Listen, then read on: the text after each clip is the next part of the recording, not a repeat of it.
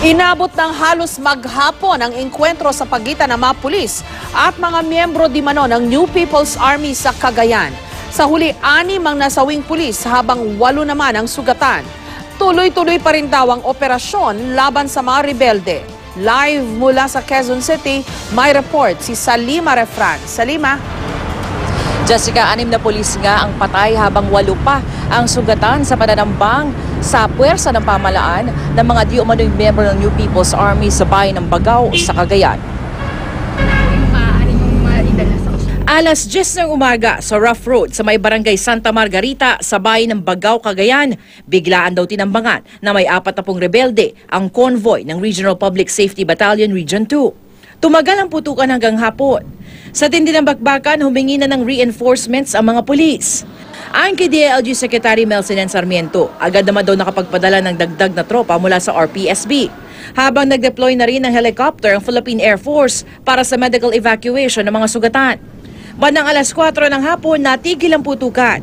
6 ang patay habang 8 ang sugatan. Yung grupo naman nakapag-regroup sila at medyo na-discussion sa amin yung unang burst. We are now very much in coordination with the Philippine Army on the ground at nagtutulungan yung mga tropa natin doon. Tuloy-tuloy naman ang operasyon ng mga otoridad sa mga rebeldeng nakasagupa ng mga pulis. Bukas, inaasahang tutulak papuntang Cagayan si DILG Secretary Sarmiento para makita ang lagay ng mga napasabak na pulis sa naturang lugar. Jessica, dagdag na kaalaman o dagdag na impormasyon dyan nga sa nangyaring pananambang. Una daw muna nga pinasabugan ng IED ang convoy ng RPSB bago sila pinagbabaril. Samantala, Jessica, hawak na ng PNP ang mga pangalan ng 6 na pulis na nasawi. Pawang mga PO1, Jessica, ang mga ito at batang-bata pa mga pulis, no? At Jessica, sa ngayon ay ipinagbibigay alam na ng PNP sa kanilang mga pamilya ang kanilang sinabi. Jessica?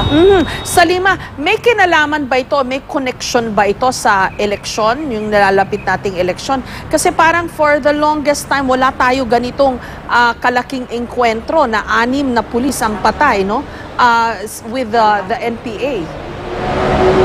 Jessica, yan yung tinanong na rin natin kanina kay DILG Secretary Melson Sarmiento at maging kay PNP spokesman Chief Superintendent Wilben Mayor. Sa ngayon ay hindi pa nila alam o wala pa silang konkretong mga sagot dyan sa katanungan na yan, lalo't wala pa sila masyadong nakukuhang impormasyon dahil malayo yung lugar na yan mula mismo dun sa sentro ng bayan ng Bagao. Gayunman, no, Jessica, ang isang nakarating sa atin na impormasyon mula dun sa bayan ng Bagao ay nito lamang linggo ay nagkaroon ng panununog itong grupo ng NPA sa nasabing bayan. So, yun ang inaalam. Saan nga ba ito konektado? Yan ang malalaman bukas ni Secretary Sarmiento sa kanyang pagpunta sa mismong bayan ng Bagao. Jessica. Maraming salamat sa iyo. Salima Refran.